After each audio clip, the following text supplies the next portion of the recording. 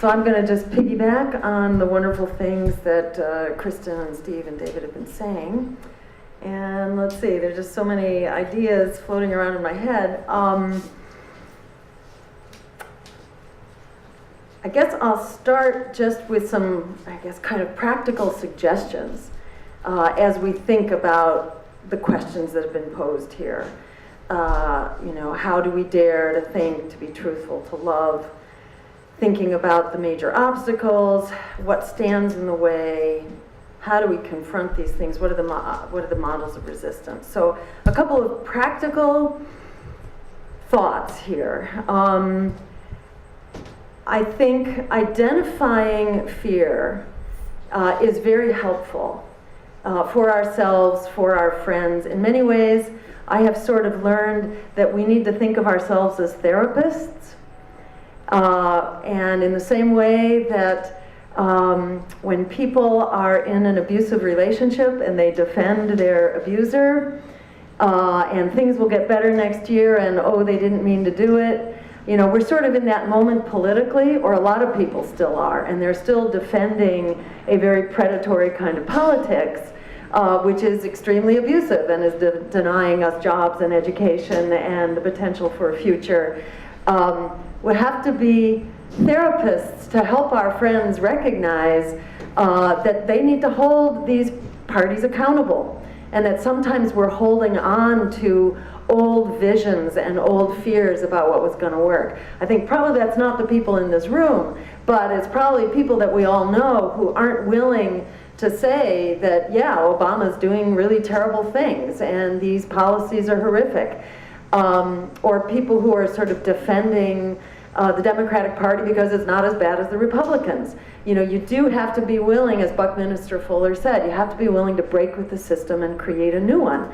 And it's very important to recognize that this politics of fear that says you have to do the less worse thing because you got two options on the table, and by going outside of that system, we might inadvertently allow the worst predator to take over. This politics of fear that you have to do the lesser evil thing. Where has that gotten us? We have at least a 10-year record, actually much longer than that, but since the Bush-Gore-Nader thing, we really have a record of where we've gotten with this politics of fear.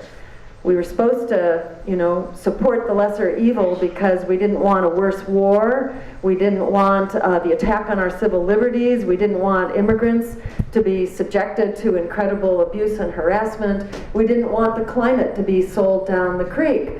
But what was it actually that we've gotten from this lesser evil party? We've gotten far worse than we ever got under the greater evil party. And in fact, important to point out that under Richard Nixon, sort of the epitome of an oppressive Republican Party, we got the EPA, we got the Clean Air Act, the Clean Water Act, we began to bring the troops home from Vietnam, we got women's right to choose. How did we get it? Because we had a really empowered and invigorated democracy, and we had a movement that wasn't afraid to go out and stand up for all kinds of things. We had a really participatory democracy, and if you buy into the politics of silence and the politics of fear, we're left with exactly what we've got. The politics of fear delivers everything that we were afraid of. We really need to be able to stand up with a politics of courage, and I don't just mean politics as in electoral politics, I mean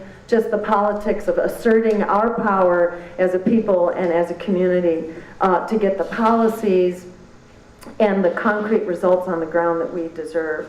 So I find invoking the politics of courage and identifying the politics of fear and explaining to people what the track record of that is. It has a track record. The politics of fear has been an utter disaster. We have to break from it. And in the same way that people need help breaking from an abusive relationship, sometimes they need help breaking away from their abusive politics. And we all have to think of ourselves as therapists, helping our friends and colleagues do that, to step away from what has taken us over the cliff and is beginning to drag us, into, the quicksand from which we may not ever be able to extract ourselves if we don't start doing it now.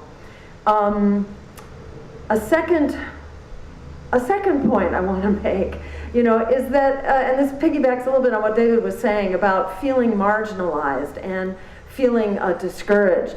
I think it's really important to turn that on its head and to look at this propaganda war that labels us as ineffective and marginal, label that propaganda for what it is, which is a desperation campaign because we do have power and because we are being successful and because when we did mobilize, back in last fall when Obama was about to start the bombing campaign of Syria, we mobilized and we said, no way in hell you're going to do this, you take it to Congress and get a vote.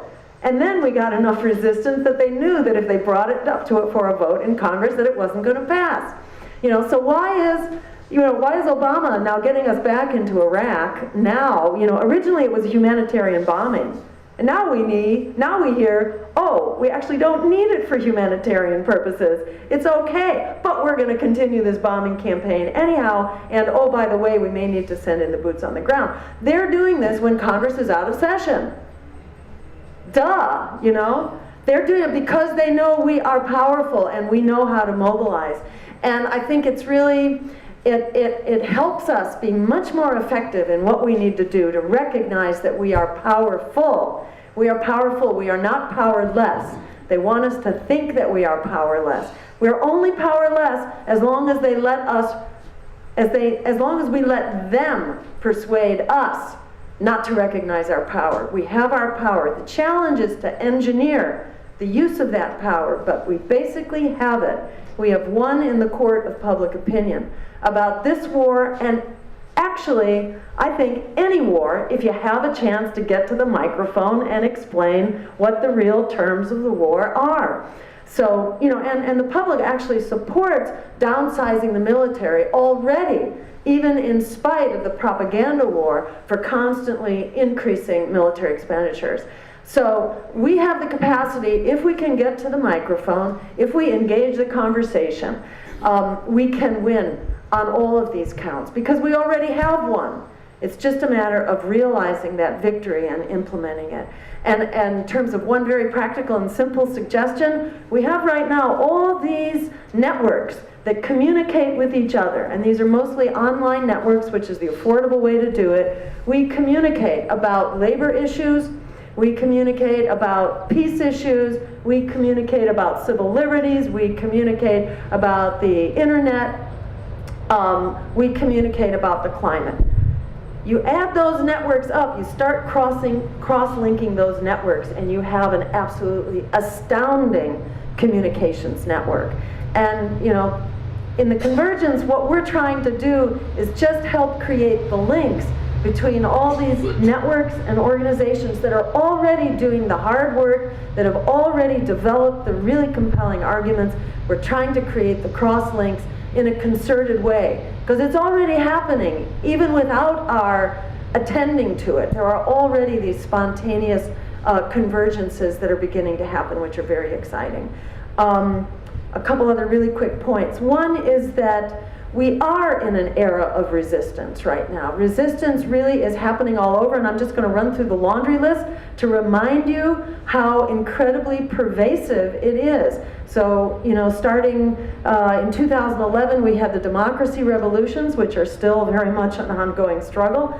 The democracy revolutions in the Middle East, the Wisconsin uprising, the austerity uprisings, which are ongoing from Brazil to Portugal to Greece and Colombia, Chile.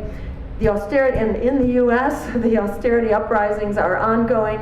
The workers' uprisings, which have really gathered steam from Bangladesh, and the demands for decent working conditions as well as decent pay, with the horrendous catastrophes that have taken place there, with the fires and the collapses of the factories, to South Africa, where the miners and the other workers have really been standing up for decent working conditions. In the U.S. now, the organizing among the food workers and the retail industry is absolutely astounding, and the fights for 15, which are really taking off. The student revolt from Quebec to Cooper Union in New York, where the students are fighting for free education. It's one of the places where they actually get it.